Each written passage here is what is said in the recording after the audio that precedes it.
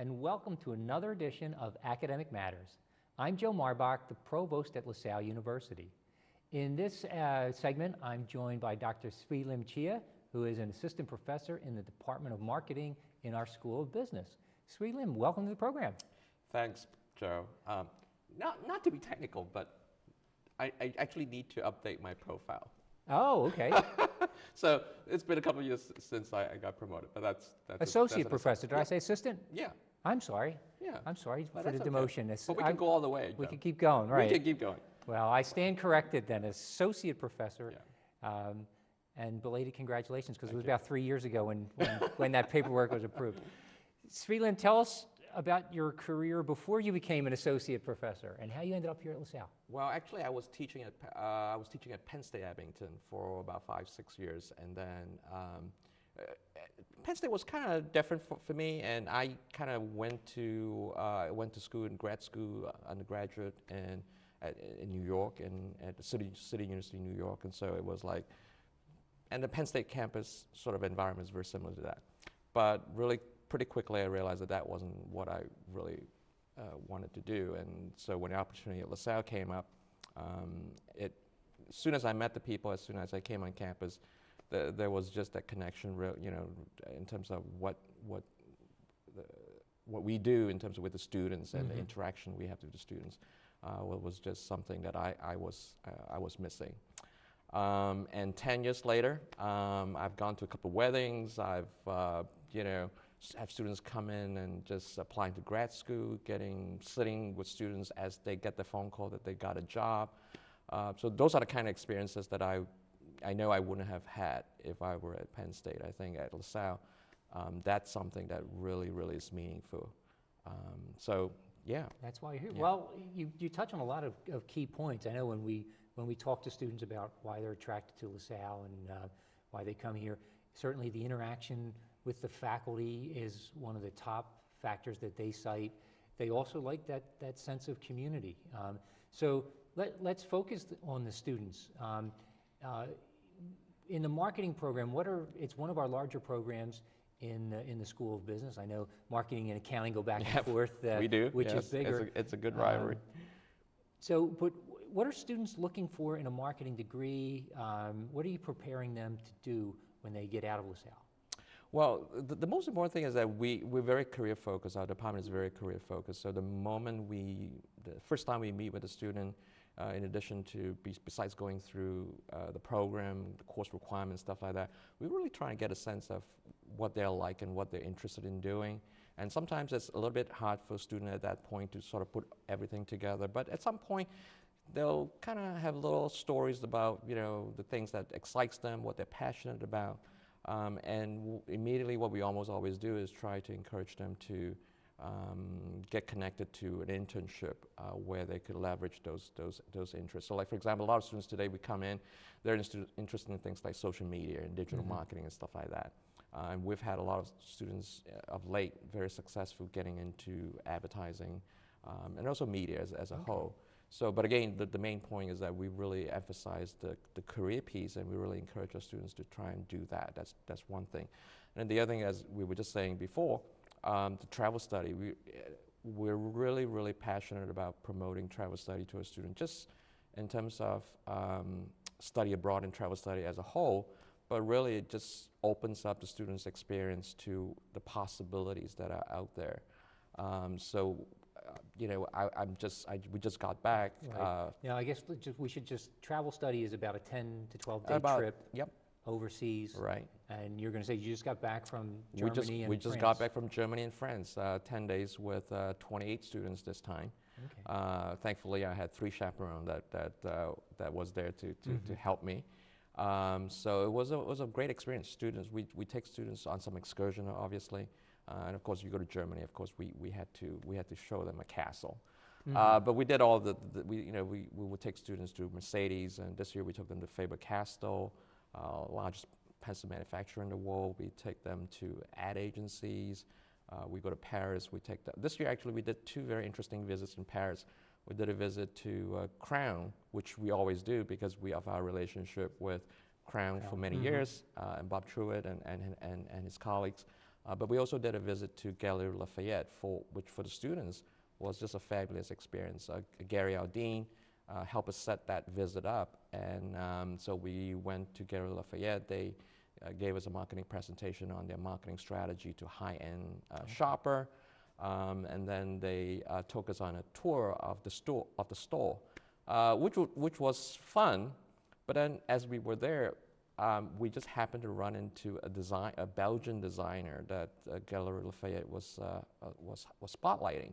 Okay. And well, we're shameless, so we grabbed him. We asked him if he would be willing to pose for some photos with our students. He ended up spending a lot of time talking to our students and showing us around a little bit of the exhibition that he had at Gallery Lafayette. So we had a little brush of a celebrity of Yeah, this a little brush trip. with fame there. Yes. Now, in this particular trip, is this open only to marketing students, or is it open to all business students? Not at all. Yeah, it's open to all business students, and we actually, in fact, have students from arts and science as well as from time to time nursing as well. Okay. So it's really, it's really open to the whole entire university. Yeah. So in fact, this year, out of the 28 students, about maybe half were marketing and international business majors, Okay. and then about half were accounting, finance, management, business analytics, as well as communication students who are political science as well on this trip. Okay. So it's really a wide range of student interests. That's great to know, and an opportunity to show our students what's possible out there, because Right. many of our students are local and they don't get that opportunity to travel even across the United States. It let is alone true. across the Atlantic. A large number of them actually had their passport stamped for the first time, and it was a very exciting moment for them, I can tell you. They were disappointed they couldn't get a second stamp when they got to Paris. Oh, okay. Because they Just got the first stamp. One in Europe, and That's then right. it's open like, borders with the yes. EU. Yes. Right. Let's pull it back a little closer to home. In terms of marketing, what have been the great changes in the last 10 years that you've been at LaSalle, and beyond that since you've been in the field? Right. Well, I think, as we were saying before, I think digital marketing and marketing analytics is certainly two big areas in terms of just how marketing is done today and how marketing is done 5-10 years ago. The basic principles are obviously applicable, and they haven't changed that much in terms of this idea of what we're trying to do in terms of creating value for consumer, creating a relationship with customers. Those basic core principles of what we try to accomplish in marketing hasn't changed. But how we do that has changed. Before, maybe the marketing tools that we use were sort of more broad-based, and we're reaching a large audience at the same time, but we're not really, we can't really customize the message as much as we can today. So today, everything is a lot more customized. Well, is that a challenge too? Because I'd heard that there are fewer and fewer national events like the Super Bowl, where you can reach such a large audience, that we're so segmented in terms of if we're watching television or radio or entertainment, because now you've got Hulu and Netflix and anything else that you can imagine to get your entertainment. Right. So. Actually, it's interesting that you bring that up, and in fact, instead of actually those events actually transition really well and integrate really well with a lot of the social media tools today. So you mentioned the Super Bowl, for example. You have that large audience event, and in the past, people connect to that event sort of like on an anonymous basis. But today, people can really connect to it very personally on social media, on Twitter and Facebook and all these different social media tools, where they could actually have a very personal conversation with people that may not have seen or met or are in the same city or geographic location, but they could be participating in a conversation very personally all at once, because we're part of that a big social event, the Super Bowl, whatever it might be.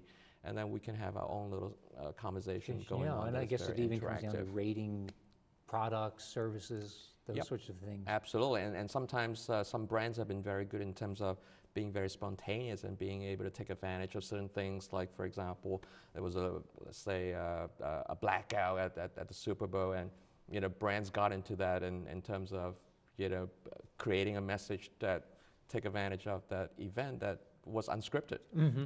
And that creates and triggers additional conversations, which brands really like, because what brands are looking for now is that engagement as opposed to a passive viewing of traditional ads, for example. Okay. So. Swee-Lim, we've only got about a couple minutes left. Tell me a little bit about where our students end up, because if we've got parents out there looking and they're thinking about LaSalle Business School, what kinds of placements do we put students? You said we're very career-oriented. Where do we place our students? Well, there are a number. All right. So, like for example, we have students who have gone into market research, and some of them have gone into firms in Center City. We also have, in fact, the business school, as you know, Joe, we have a big ad campaign going with mangoes, and we were able to place one of our recent grad at Mangoes. Which is our public relations firm. Right. And it happened by happenstance. I get an email from one of the communication team from our university saying that Mangoes was looking for an entry-level position. I know the student very well because she was an AMA. I'm the faculty advisor, and I really know the caliber of work that she does. And basically, I just check with her if she's still looking, put her name to forward her name, and basically she did everything, because she had the credentials, she had the experience, she had all the skill set necessary, and all I did was actually just put her in touch with them. And the best part of this story was that a week into her job, she sends me her business card and with a little note and say, with the mangoes, stationery and a business card, and just say, I thought you'd like to have, you enjoy souvenir of success. That really just, to me, sums up the student experience, the student interaction. Okay. Yeah. Well, Swee-Lim, thank you very much. Well, thanks, Joe. Appreciate the time. My guest has been Dr. Swee-Lim Chia, Associate Professor in the Department of Marketing here at LaSalle University. Please stay tuned. In our next segment, I'll be joined by Carr-Lemke, or I'll get that one right too. Thank you. Thanks, Joe. Thanks.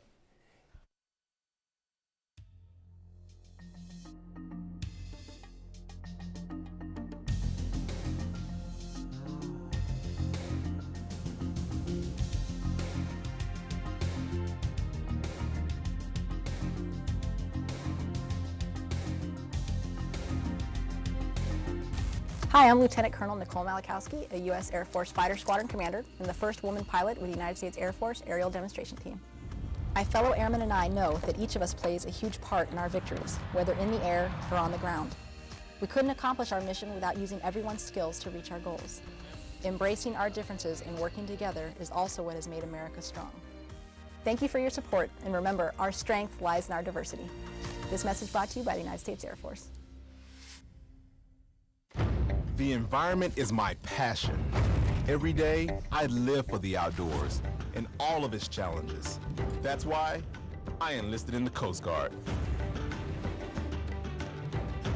Now, I serve to protect the environment and defend my country.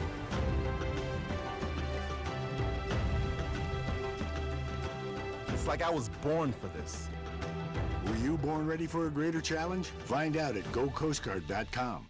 A diagnosis of breast cancer changes your life forever. She told me I needed a mastectomy. I was scared, absolutely in shock. But you need to know that you're not alone. There are teams of medical professionals, support groups, and therapists, and those who can help you plan for life after cancer. Before you undergo surgery for breast cancer, get the facts. Make sure you know your breast reconstruction options. For more information, visit broaddayusa.org. We have a job to do out here today. To be a winning team, you have to work like a winning team. My team depends on me. And my team is 50,000 strong. Looks like a lot of work's going into this. This is what it feels like to be part of a team. A winning team. The action team. Action team. Get in on the action at actionteam.org. Are you in?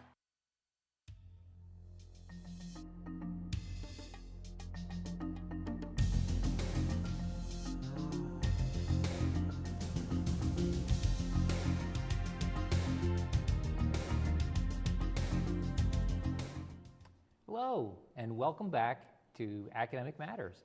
I'm Joe Marbach, the Provost at LaSalle University.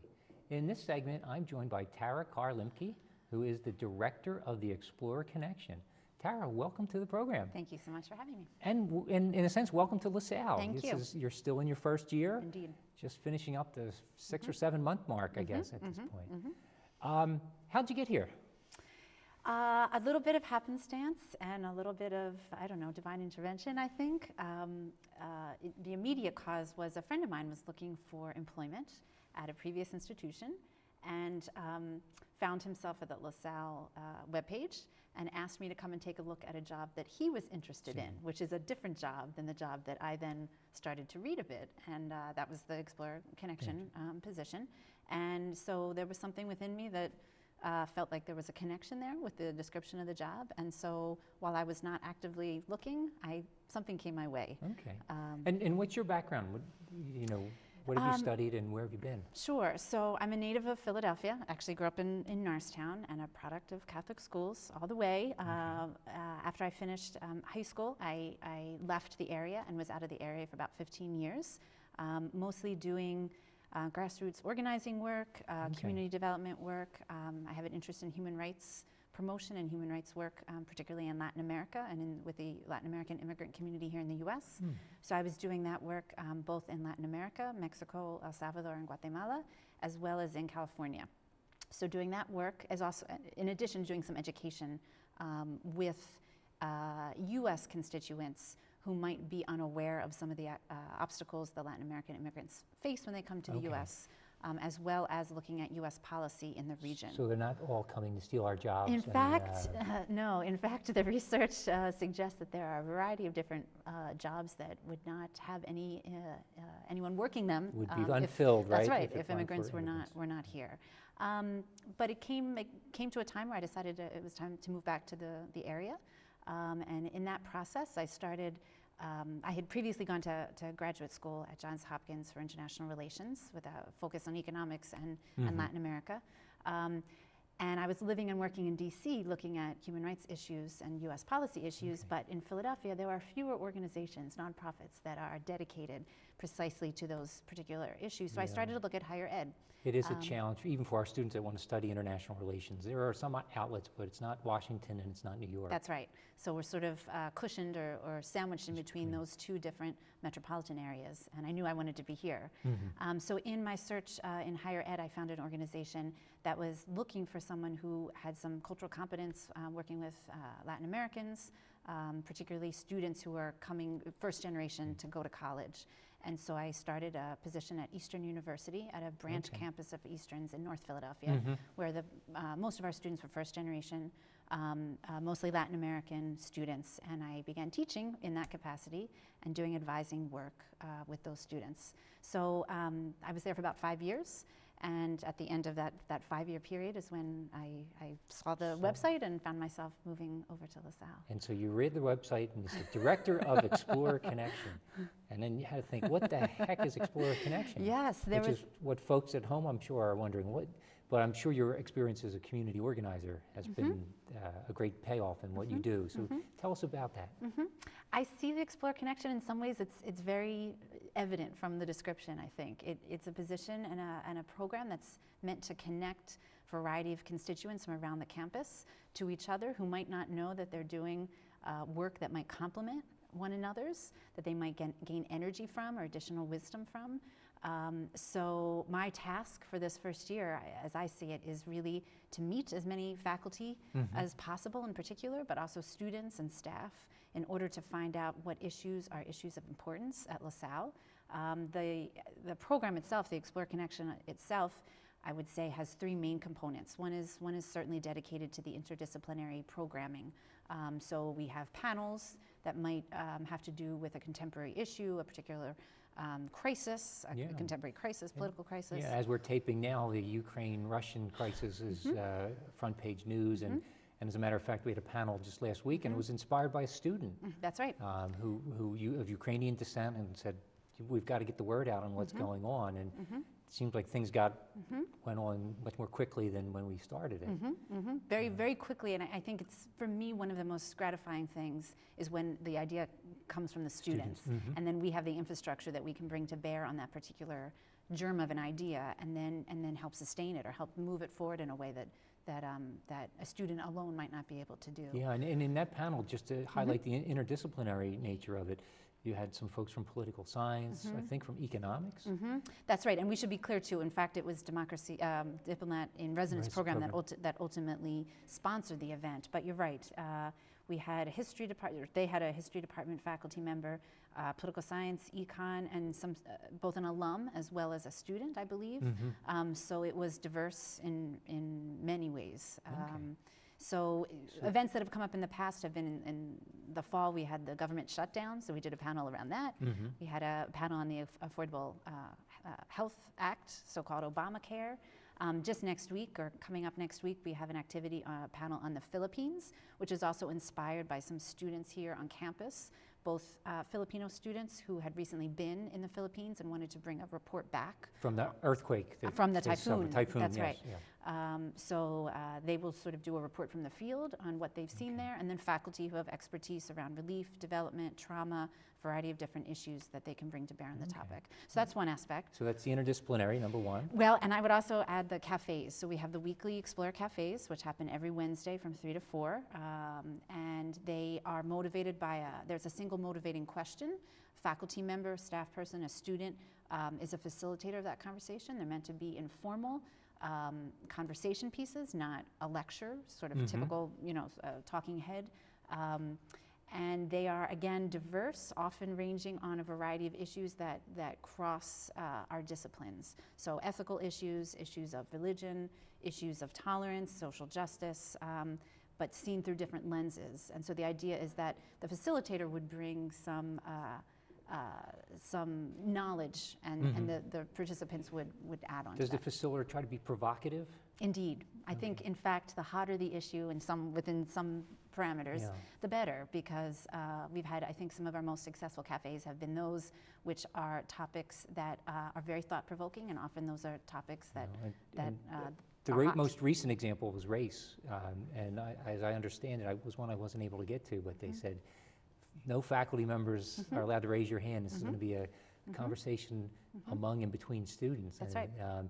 And from what I understand, the students left and they wanted more, and so we've had some follow-up programming along that line. Yes, and clearly we don't solve the issues of race and tolerance and racism with a couple of lectures or a couple of cafes, but I'm heartened by the amount of enthusiasm there is from students, faculty, staff around a desire to continue the discussion and having the discussion spill out of the cafe structure as well. Okay, so you've got interdisciplinary Explorer Cafe, and faculty support. When I came to campus, as I said, one of my pieces of homework was to meet as many faculty as possible, and I was hearing a desire from faculty to create additional community, to talk about and workshop ideas, particularly issues in the classroom that they're faced with.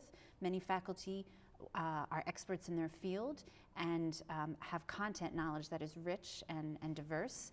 At the same time, often they seem interested in talking with fellow faculty members and more seasoned faculty members sometimes about things that have worked pedagogically in their classrooms. So we've established a series of coffee circles. So again, an informal space where we have a facilitator who's a faculty person who takes on a topic and then elicits comments and ideas from the faculty members who are around the table to talk about how they might incorporate this particular theme, this issue into their classroom. Okay.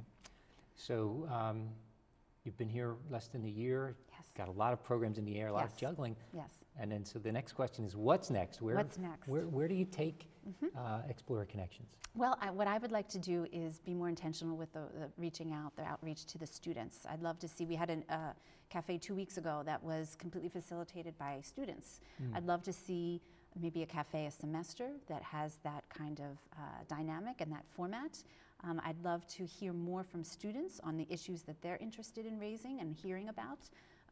And I think we would like to do a little bit more programming around the sciences. So be intentional about perhaps bringing some speakers to campus, providing more programming that would bring the science students and faculty out and connect them and their knowledge and experience with the larger community. Well, you know, you're still going through the whole academic cycle, but in the next few weeks you'll be seeing a lot of the student-led research on campus, whether it's undergraduate or it's coming out of the School of Nursing and Health Sciences. So I think they'll be able to generate some ideas for you to start to think about what our students are doing and how they can communicate that to their fellow students and the faculty and the staff.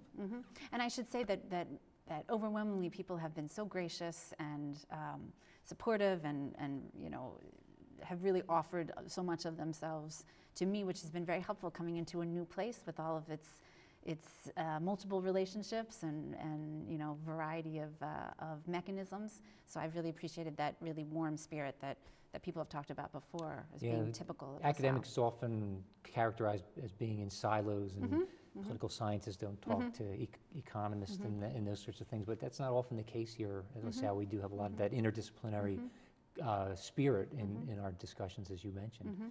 And I hope it continues as you strive to pull that forward a little bit more. Thank you. In terms of what else the students might be doing, are you looking at anything with graduate students at all? That idea has been proposed, and I think it's a good one. We haven't determined how to go about that exactly the right way that's going to fit into schedules. But we've heard from some individual graduate students who have expressed some interest in maybe a graduate student cafe, some programming that might be in the evening that would fit their schedules. And we've you know, had some initial conversations with some faculty who might also be up for that challenge. So that could be, you know, part 2 next year. Part 2, right? Yeah, let's get the undergraduates put away, and then we can work on the graduate students. And BUSCA is another program. It would be interesting to see how we might collaborate more closely. Okay. Thank you, Tara. Sorry. My guest has been Tara Carr-Lemke, who is the director of the Explorer Connection here at LaSalle University. Once again, I'm Joe Marbach, the provost at LaSalle. Thank you for watching.